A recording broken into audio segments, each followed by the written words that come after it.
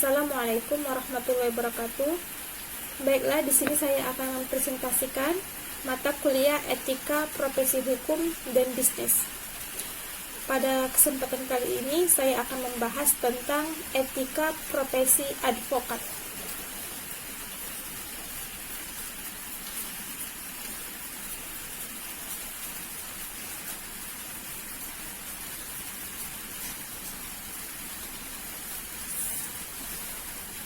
Etika profesi advokat.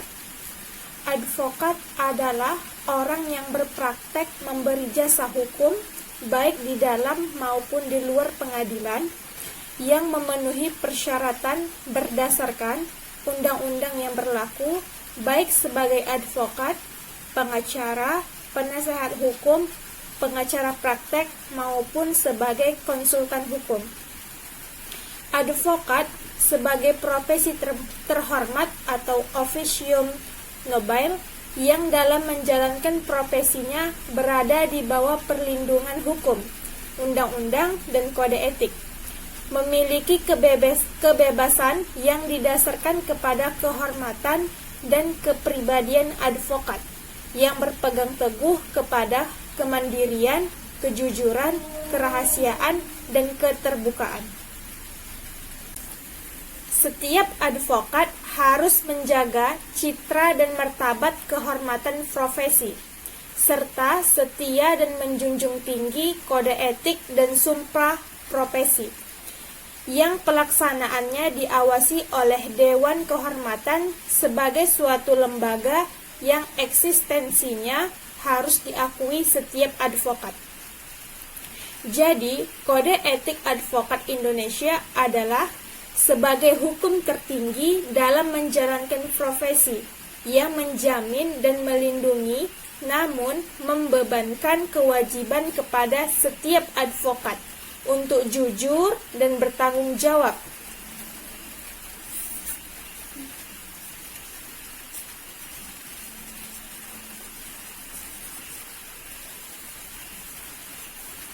Jujur dan bertanggung jawab dalam menjalankan profesinya, baik kepada klien,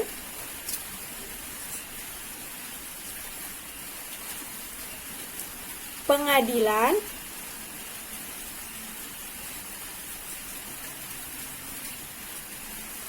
negara,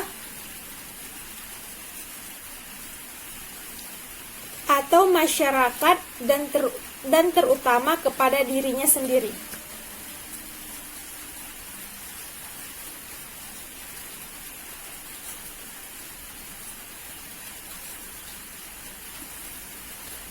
Bahasan kedua dari advokat ialah etika melaksanakan tugas jabatan.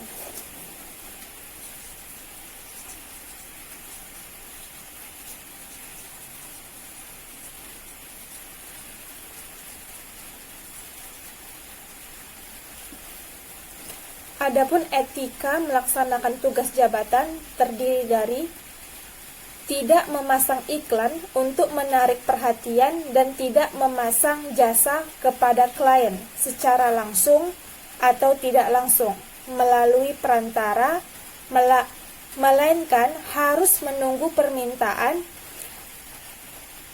Yang kedua ialah tidak mengadakan kantor cabang di tempat yang merugikan kedudukan advokat, misalnya di rumah atau di kantor seorang yang bukan advokat. Yang ketiga yaitu menerima perkara yang mungkin berhubungan langsung dengan klien dan menerima sesuai keterangan dari klien sendiri. Keempat, tidak mengizinkan pencantuman namanya di papan nama, iklan, atau cara lain oleh orang bukan advokat, tetapi memperkenalkan diri sebagai wakil advokat. Kelima yaitu tidak mempublikasikan diri melalui media massa untuk menarik perhatian masyarakat mengenai perkara yang sedang ditangani. Tidak mengizinkan advokat atau mantan hakim atau panitra menangani perkara di pengadilan yang bersangkutan selama 3 tahun sejak dia berhenti dari pengadilan. Adapun bahasan yang ketiga yaitu etika pelayanan terhadap klien.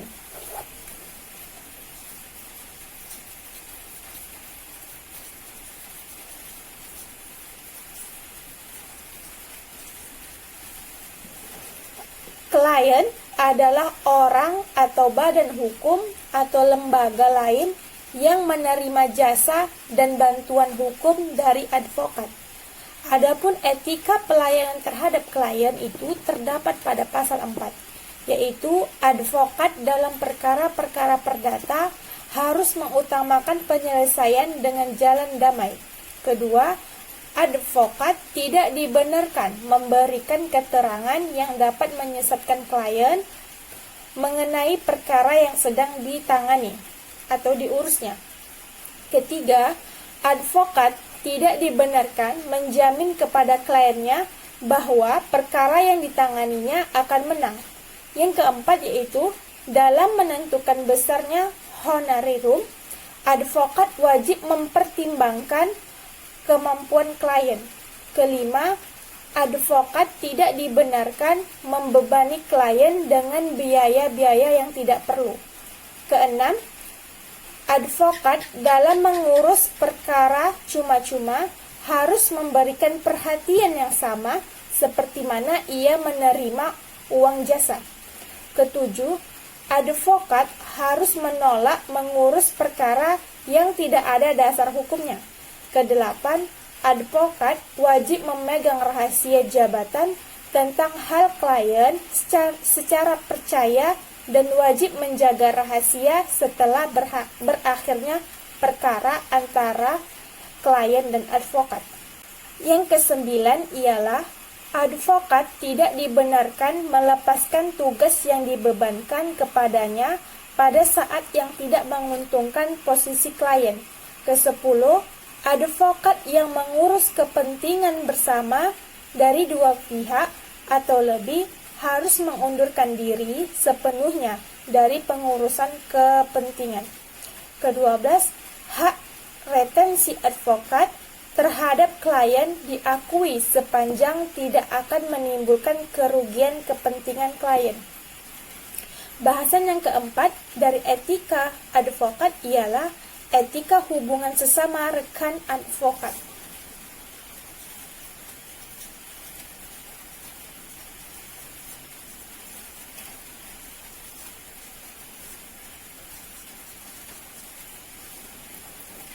Adapun hal ini terdapat dalam pasal 5 bahwa hubungan antara rekan advokat harus dilandasi sikap saling menghormati, saling menghargai, dan saling mempercayai.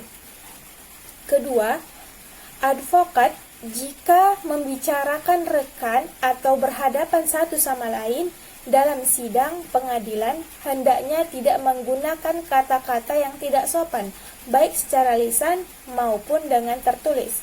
Ketiga, keberatan terhadap tindakan rekan yang dianggap bertentangan dengan kode etik advokat harus diajukan kepada Dewan Kehormatan untuk diadili. Keempat ialah advokat tidak diperkenankan menarik atau merebut seorang klien dari teman sejawatnya atau teman kerabatnya.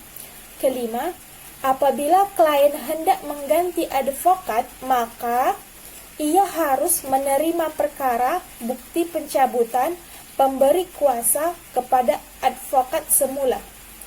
Ketujuh, apabila suatu perkara diserahkan oleh klien terhadap advokat yang baru, maka advokat semula wajib memberikan semua surat dan keterangan penting. Adapun bahasan yang kelima dari etika advokat ialah pengawasan etika advokat.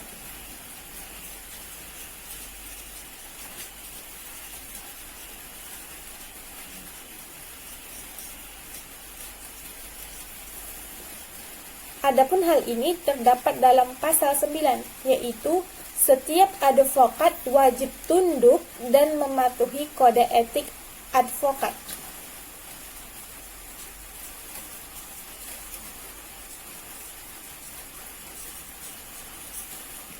Yang kedua yaitu pengawasan atas pelaksanaan kode etik advokat dilakukan oleh Dewan Kehormatan.